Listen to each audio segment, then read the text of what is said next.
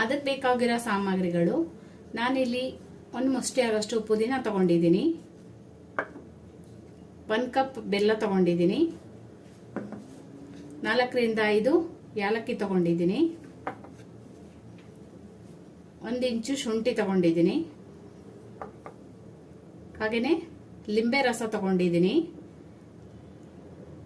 2 ಲಿಂಬೆ ರಸ ತಗೊಂಡಿದ್ದೀನಿ, ರುಚಿಗೆ ತಕ್ಕಷ್ಟು ಉಪ್ಪು ತಗೊಂಡಿದ್ದೀನಿ. ಬನ್ನಿ ಇದನ್ನ ಹೇಗೆ ಮಾಡೋದು ಅಂತ ತೋರಿಸ್ಕೊಡ್ತೀನಿ. ಇದನ್ನೆಲ್ಲ ಅದಕ್ಕೆ ಹಾಕೊಳ್ಳೋಣ. ಬೆಲ್ಲ ಹಾಕೊತಾ ಇದ್ದೀನಿ, ಹಾಗೇನೆ ಏಲಕ್ಕಿ ಸೇರಿಸ್ಕೊತಾ ಇದ್ದೀನಿ, ಶುಂಠಿ, ಉಪ್ಪು, ಪುದೀನ ಸೇರಿಸ್ಕೊತಾ ಇದ್ದೀನಿ.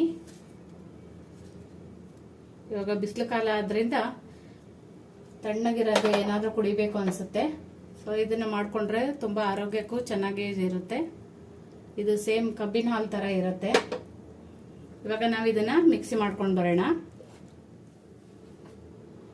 ಇದನ್ನ ಇವಾಗ ನೈಸಾಗಿ ರುಬ್ಕೊಂಡು ಬಂದಿದ್ದೀನಿ. ಇದನ್ನ ಒಂದು ಪಾತ್ರೆಗೆ ಹಾಕಿ ನಾವು ಸೋಸ್ಕೊಳ್ಳೋಣ. ಒಂದು ಪಾತ್ರೆ ತಗೊಂಡಿದ್ದೀನಿ. ಇವಾಗ ನಾವು ಇದನ್ನ ಹಾಕ್ಬಿಟ್ಟು ಅದಕ್ಕೆ ಸೋಸ್ಕೊಳ್ಳೋಣ.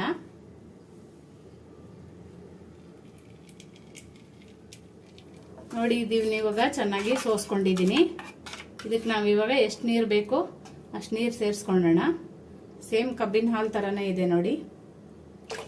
ಇವಾಗ ನಾನು ಒಂದು ಅರ್ಧ ಲೀಟರ್ ನೀರು ಸೇರಿಸ್ಕೊತಾ ಇದ್ದೀನಿ. ನೋಡಿ ಇವಾಗ ಇದು ರೆಡಿ ಆಯಿತು. ಇದಕ್ಕೆ ಬೇಕಾದರೆ ನೀವು ಐಸ್ ಕ್ಯೂಬ್ನ ಹಾಕೊಳ್ಬೋದು, ಬೇಡ ಆದರೆ ಹಾಗೇನೆ ಐಸ್ ಕ್ಯೂಬ್ ಹಾಕೊತಾ ಇದ್ದೀನಿ. ನೋಡಿ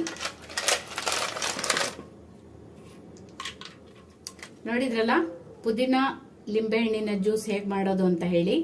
ಇದು ಬೇಸಿಗೆಗಾಲಕ್ಕೆ ತುಂಬಾ ಚೆನ್ನಾಗಿರುತ್ತೆ. ಬನ್ನಿ ಸರ್ವ್ ಮಾಡ್ಕೊಳ್ಳೋಣ. ನೋಡಿದ್ರಲ್ಲ ಸಿಂಪಲ್ ಆಗಿ ಲಿಂಬೆ ಹಣ್ಣು ಪುದೀನ ಹಾಕಿ ಒಂದು ಜ್ಯೂಸ್ ಮಾಡೋದು ಹೇಗೆ ಅಂತ ಹೇಳಿ. ನನ್ನ ವಿಡಿಯೋ ಏನಾದರೂ ಇಷ್ಟ ಆದರೆ ಲೈಕ್ ಮಾಡಿ, ಶೇರ್ ಮಾಡಿ, ಕಮೆಂಟ್ಸ್ ಮಾಡಿ, ಮರಿದೇನೆ ಸಬ್ಸ್ಕ್ರೈಬ್ ಮಾಡಿ.